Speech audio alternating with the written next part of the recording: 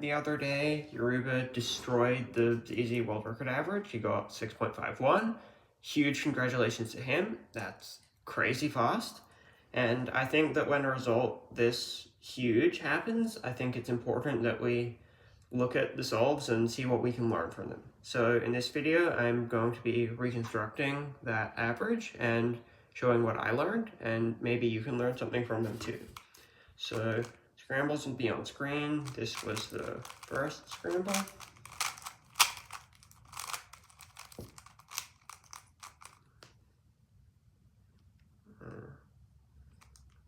Yes, okay. So on the first scramble, there's four bad edges on the green-blue axis, and on red-orange, there's 10 bad edges. Yeah, so obviously he went for green-blue. He ended up solving on white cross with green in front. There are these two bad edges in the front, this one on the D layer, and this one in U back here. He noticed that this red cross edge is bad, and that when it gets corrected with an F move, that can put it into the cross. So if he can put the orange cross edge opposite of it back here, then he can solve those two edges to be correct relative to each other. And he also noticed that the blue cross edge is also bad, so that if he puts it in, puts it with the red cross edge to be corrected, then he can set it up. So the way he does this is he starts by doing L prime. This brings this bad edge into the front, along with putting the orange edge into the cross. Then D prime in order to set this up at the back, F2, U2, F prime. Then L solves this edge, the blue cross edge, and it's just U2, R2, D prime to finish EO cross.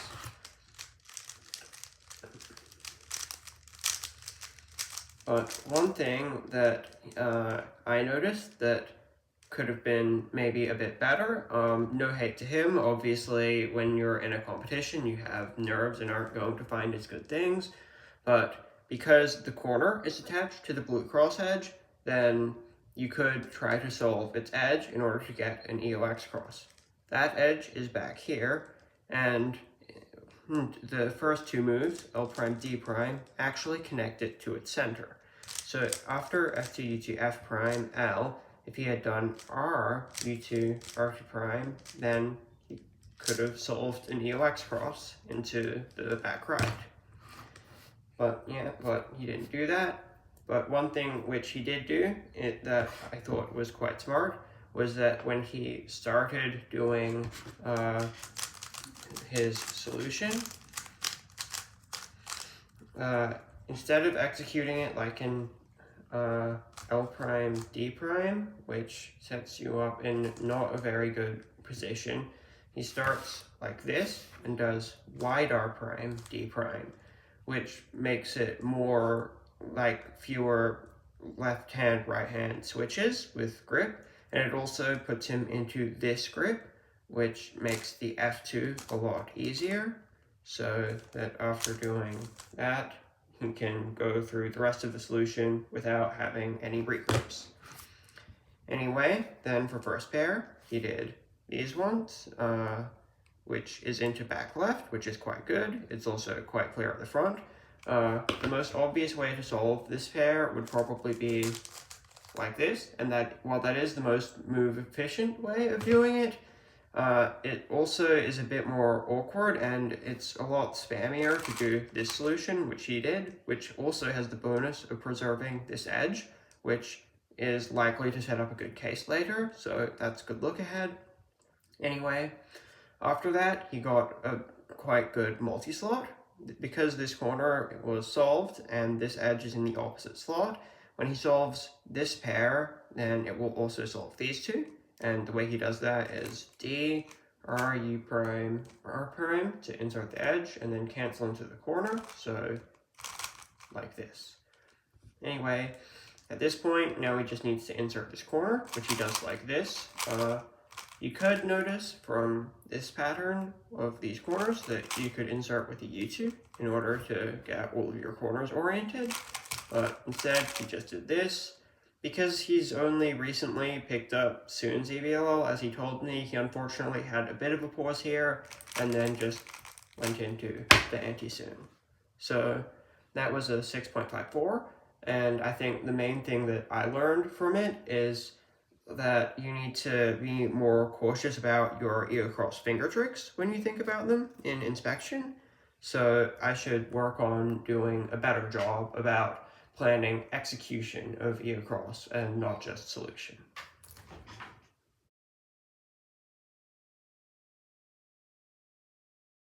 Okay, so the second solve wasn't recorded, so now we're going to move on to the third. So again,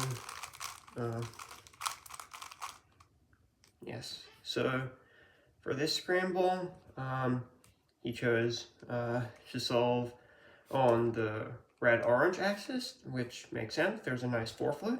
So what he starts by doing is, again, he starts from this angle in order to turn the beginning L move into a wide R move, because there is this cross edge here and this one here. So by doing a wide R prime, we can solve these two adjacent to each other, and then, yeah, adjacent, opposite from each other, sorry. Then from here, there are these two bad edges on the front, and then these two. So what he does is an F prime, because whenever you have two bad edges on the front, doing an F move, it will not change how many bad edges there are, it will just move them. So by doing an F prime, instead of having these two edges be bad here, these two edges become bad and move here. Then what he does is U in order to move this bad edge to the front to create 3. And then he does an R2 F-R2 trigger, which solves this cross edge with them. And then we can just align stuff and finish ear cross. This is a very smart solution. I mean, when I saw the scramble, the first thing that I saw for ear cross on this scramble was to instead solve on the blue-green axis, and where you have these bad edges, and you can do R, F2, U prime F to solve these two cross edges relative, and then D2, L prime R. But I think that this is just a lot more awkward, so this is just worse. So Yoruba had a much better solution than me on there.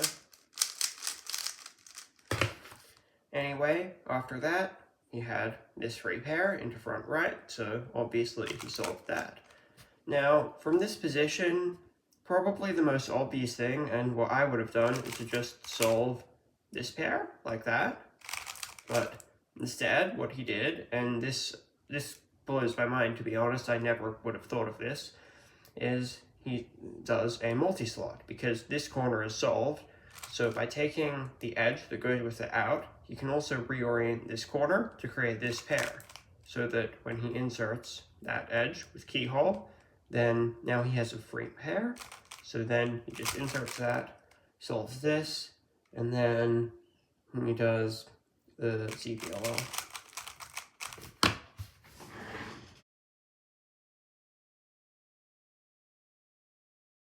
Okay, so fourth solve.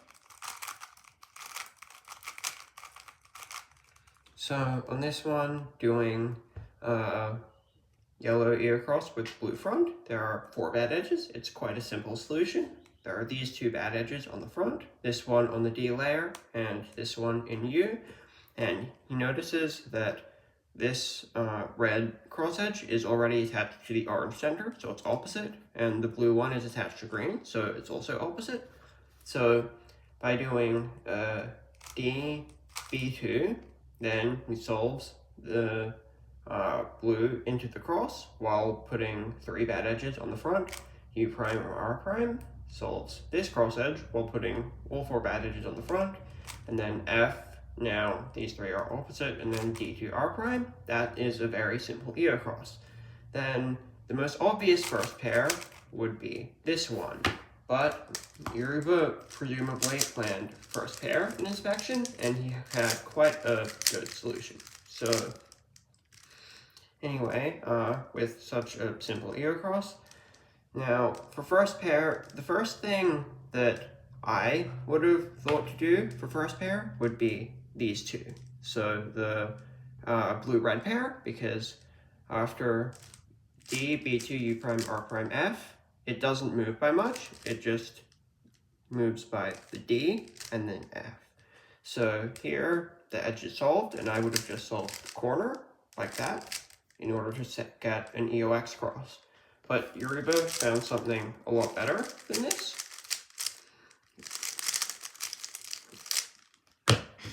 Which is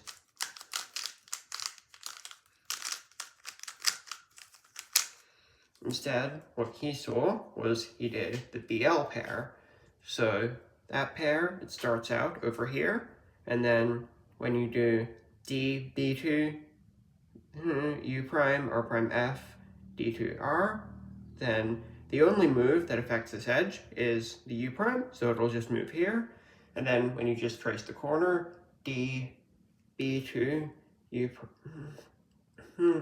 prime, R prime, F, D2, R prime, so it's just going to be back here, so you can just go straight into that, which is a lot better.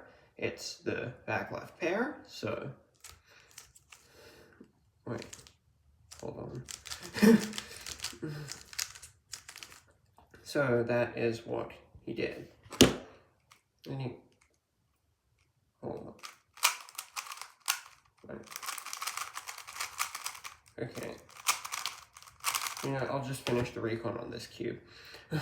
Alright, then after doing that, there are two good options for second pair, which is this one into back right, or this one into front left, to get either two back slots or two left slots solved.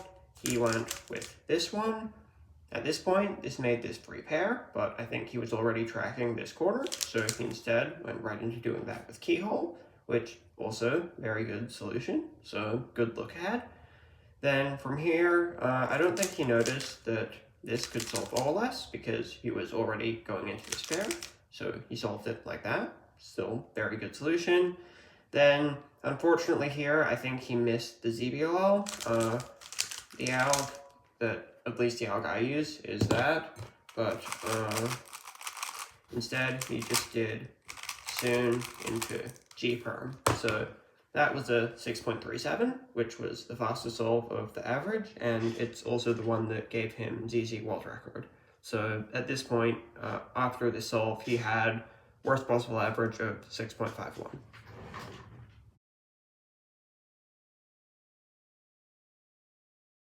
Okay, last solve. This was the worst solve, but it's still a 6.83, so that's still pretty good. Anyway, so what he did is he solved from this angle. It's a 6 flip. There are 3 bad edges on the back, and then also these 2. And he noticed that the red and orange cross edges are already opposite to each other on the back, and that the green cross edge is already attached to the blue center.